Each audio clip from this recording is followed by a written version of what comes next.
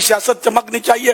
ہمارا مطلب یہ نہیں کہ نام اونچا ہونا چاہیے. ہم وطن جو ہیں میری ان باتوں پر عمل کریں گے نا، یقین مانیں میرا ملک بہت ترقی کرے گا. کوئی ایشو مل گیا تو ہڑتال، تو ہنگامے، تو دڑا دڑی، تو یہ مطلب لوگوں کو تکلیف پہنچانا، نقصان پہنچانا، املاک کو جلانا، توڑ پھوڑ مچانا، یہ سب گناہ کے کام ہیں. ہاں اگر اس میں کوئی ثواب ہوگا تو پھر دیکھی جائے گی. ثواب نہیں ہے نا، دیکھی کیا جائے گی. ہے گناہ کے کام یہ کسی کی چیزوں کو نقصان پہنچانا. تو اس لیے سارے اگر ہم وطن جو ہیں میری ان باتوں پر عمل کریں گے نا، یقین مانیں میرا ملک بہت ترقی کرے گا. ہم خود اپنے ملک کو توڑ پھوڑ کر کے ابھی تھوڑا آگے پیچھے کچھ معاملہ ہوا، کوئی ایشو مل گیا تو ہڑتال، تو ہنگامے، تو دڑا دڑی، مارا ماری، اور جو غریب ہیں بیچارے جو ڈیلی ویجز پر کام کرتے ہیں وہ بھوکے مر رہے ہیں. ہماری بلا سے ہماری سیاست چمکنی چاہیے. ہمارا مطلب یہ نہیں کہ نام اونچا ہونا چاہیے. ایسا نہ کریں. آپ سچے مخلص بن کر اپنے ملک کی خدمت کریں. انشاءاللہ دونوں یہاں آپ کو ترقی ملے گی. میری بات جو کر رہا ہوں میں سمجھتا ہوں جو باضمیر ہیں، جن میں سمجھ ہے، ان کو سمجھ آتی ہوگی کہ بات تو یار یہ صحیح کر رہا ہے، لیکن ہم جو کر رہے ہیں وہ اپنی نفس کی خاطر کر رہے ہیں. اتنا تو شاید اس کو سمجھ آئے گی. اللہ پاک ہم سب کو توفیق دے کہ ہم وطن کے محب بنیں اور اپنے وطن کی ترقی اور اسلام کی ترقی کے لیے کام کریں.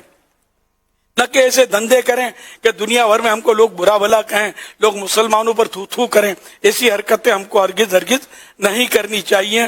جو کرتے ہیں ان کو توبہ کرنی چاہیے اور توبہ کے تقاضے بھی پورے کرنے چاہیے. جی ہاں، اگر آپ نے کسی کی دیوار پر پتھر مار کے نشان ڈال دیا مثال کے طور پر، اللہ توبہ توبہ، بے شک توبہ، اللہ سے تو توبہ کرنی ہے. جس کی دیوار کو نقصان پہنچایا اسے معافی بھی مانگنی ہے. اور اگر وہ راضی ہوتا ہے کہ ہم اس کو بنا دیں تو بنانا بھی پڑے گا.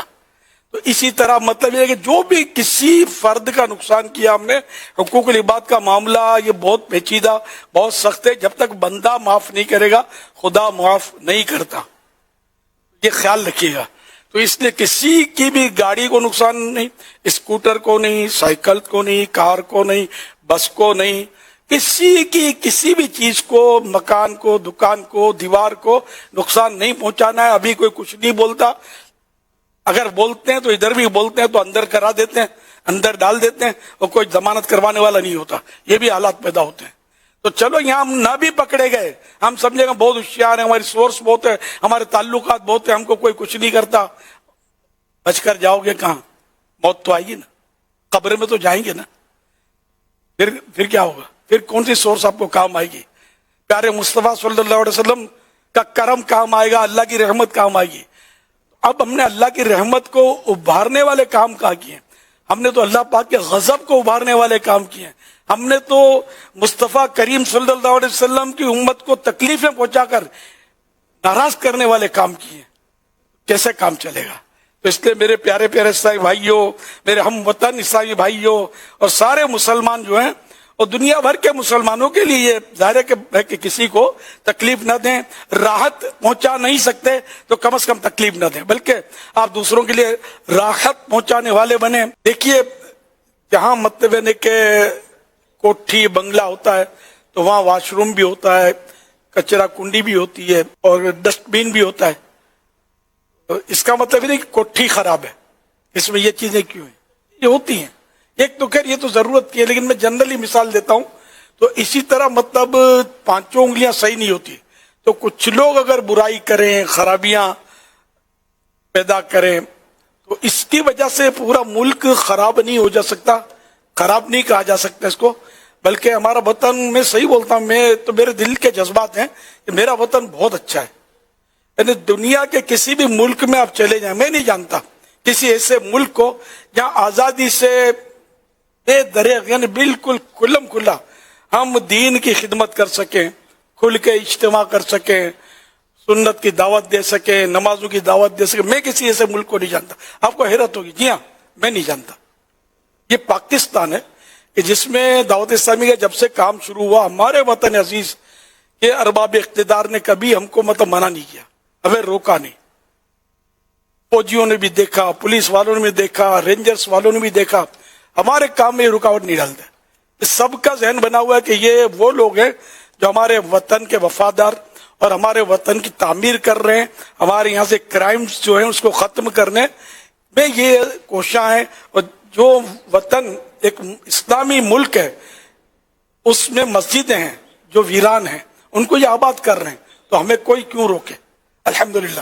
تو یہ ہمارا وطن اتنا پیارا وطن ہے کہ یہاں ہم اٹھے، پھلے پھولے، آگے بڑھے، اور دنیا کے کئی ممالک میں الحمدللہ ہم چھا گئے تو نہیں، مطلب کام ہم نے شروع کیا، کہیں کم کہیں زیادہ ہو رہا اللہ کی رحمت سے، اور عام طور پہ مطلب ہمیں کوئی بڑی رکاوٹ پیش نہیں آ رہی، لیکن یہ کہ جو ان کے قوانین ہوتے ہیں اس کے مطابق ہم آزادی کے ساتھ، جیسے یہاں ہم چوک اجتماع کرتے ہیں، ہم روڈوں پہ ہم میدان بھر دیتے ہیں، اجتماع کرتے ہیں، وہاں اور کہیں ہم اس طرح، بلکہ کوئی بھی اسلام کے نام پہ اس طرح کرتا ہو تو شاید مشکل ہے کہ نہیں، اجازتیں نہیں ملتی۔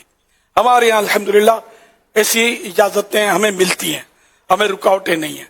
تو یوں بھی مطلب وطن سے پیار کیوں نہ ہو کہ یہ اسلام کا قلعہ ہے، اور اللہ کی رحمت سے اسلام کی تبلیغ پر، نیکی کی دعوت پر، دعوت اسلامی کو کوئی نہیں روکتا اللہ کے فضل و کرم سے۔